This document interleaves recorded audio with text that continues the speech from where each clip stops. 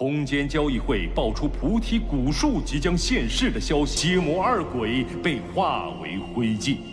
此后，上古大能所留的遗产，数不尽的机缘秘宝，谣言虽及时出手，但还是被其逃脱。 Lúc này, khi hư ảnh hoàng kim kia dần tiêu tán, nó liền để lộ ra hư ảnh Tiêu Viêm với nụ cười trìu mến. Mới nhẹ nhàng nói, đa tạ ngươi đã xuất thủ tương trợ. Nghe vậy, Tiêu Viêm gật nhẹ đầu rồi liền nhìn mấy người Hoa Tông hỏi, các ngươi đã tới nơi này được bao lâu rồi? Cũng gần 5 ngày, tuy nhiên chúng ta lại không biết đường đi, chính vì thế mới bị đám người Thiên Minh Tông gây khó.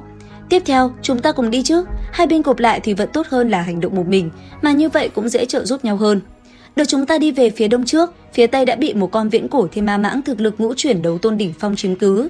Cô có tận mắt nhìn thấy con thiên ma mãng đó không? Ta muốn tới đó. Vậy thì ta sẽ đi cùng ngươi. Nạp Lan yên nhiên, con cùng mấy vị trưởng lão tới chỗ an toàn trước. Lời nàng vừa dứt, Nạp Lan yên nhiên cũng liền gật đầu. Thế, Tiêu Viêm nói, mọi người nghỉ ngơi một chút đã, nửa giờ sau chúng ta sẽ tiếp tục lên đường.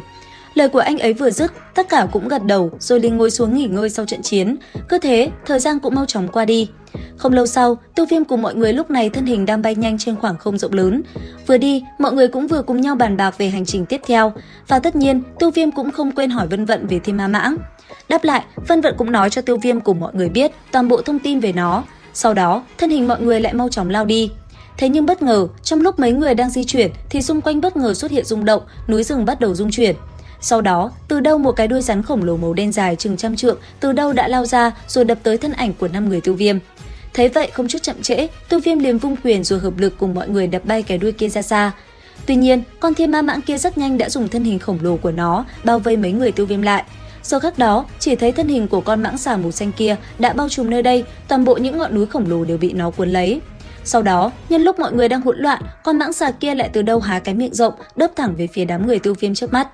Đối diện nguy hiểm, 5 người kia lập tức chia thành 5 ngả, dùng toàn lực tránh né khỏi cái miệng khổng lồ kia. Ngay sau đó, theo sự phát động của Tiêu Viêm, tất cả lập tức chiến đấu. Trong tay Mị Độ Toa, cây cung 7 màu xuất hiện. Sau đó, nàng đã liền dâng cung bắn 3 mũi tên thẳng về phía mãng xà.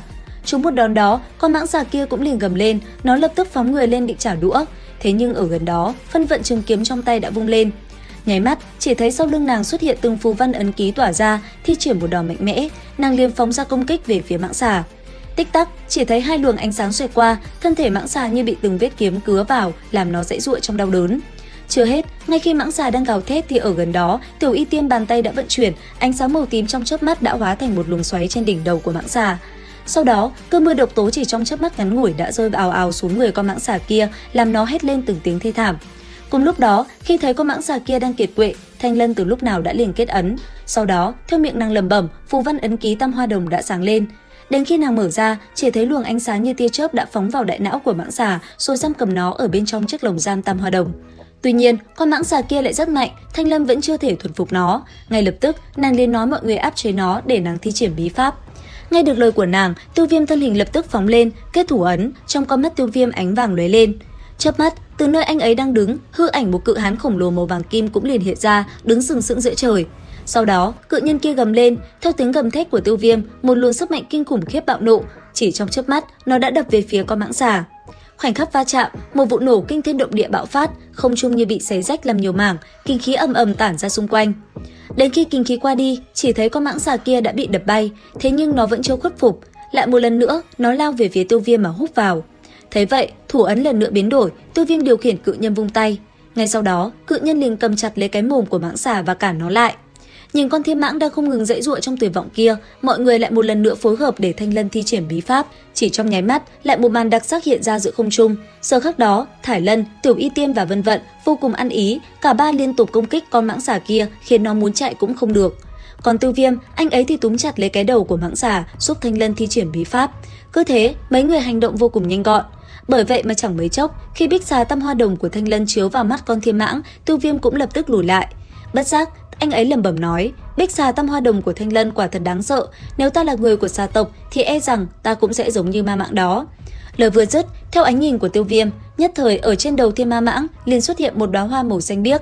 Thời điểm đóa hoa màu xanh biếc xuất hiện, sự tàn bạo cùng thô bạo trong con mắt lớn của viễn cổ thiên ma mãng nhanh chóng biến mất. Nhìn cảnh tượng đó, Tiêu Viêm vui mừng lẩm bẩm hỏi, thành công rồi sao? Lời anh ấy vừa dứt, hư ảnh cửu đầu thiên xà phía sau lưng Thanh Lân cũng chậm rãi tiêu tán. Đến đây, nàng mới nhìn mọi người nói, thành công rồi.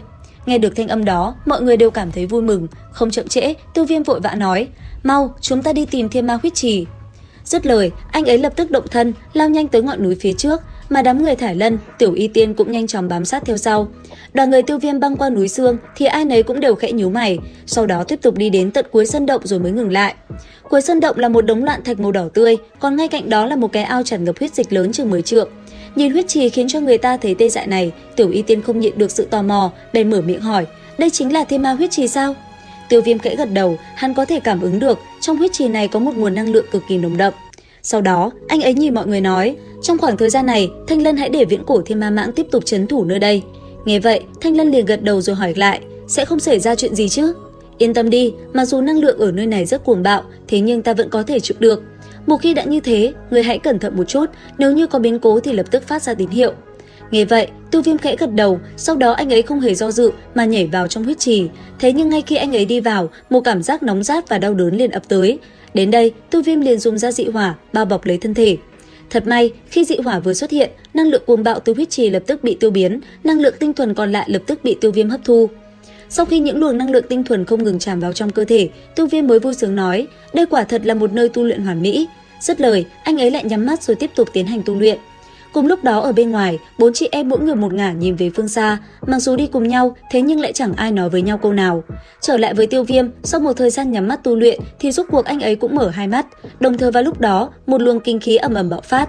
Khi kinh khí tỏa ra, nó lập tức khiến nơi đây rung động, làm tất cả cũng không khỏi giật mình, thân hình lập tức phóng tới huyết trì. Giờ khắc ấy, chỉ thấy sau lưng Tiêu Viêm là hư ảnh cự nhân khổng lồ màu vàng kim đứng giữa trời, khí tức mạnh mẽ không ngừng tản ra.